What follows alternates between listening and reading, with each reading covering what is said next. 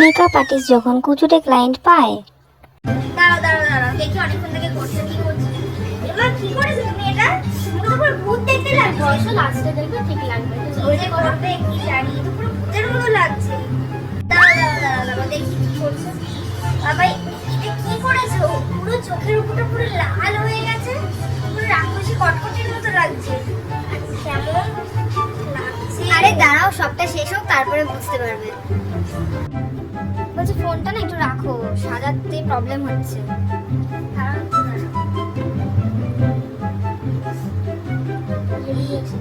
কি এটা দেখেছো? এটা কি করেছে?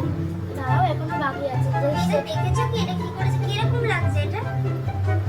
ভাবতেই পারছি না, এটা পুরো মানে ভূতের মতো লাগছে। পুরো মুখের মধ্যে পাউডার দিয়ে কি করে রেখে তাড়াতাড়ি মুছে গালি কিন্তু আমি এক্ষুনি গিয়ে ধুয়ে আসবো বলে দিলাম। ওয়েট করো, না না না, তুমি এটা মুছে, একদম ভালো লাগছে না। দেখে দেখি, বাহ বেশ ভালোই সাজিয়েছো তো, ভালো লাগছে। তাহলে কিছু কিছু সময় মেকআপ আর্টিস্টের উপর একটু ভরসা করতে হয়, জানো তো। Thanks for watching.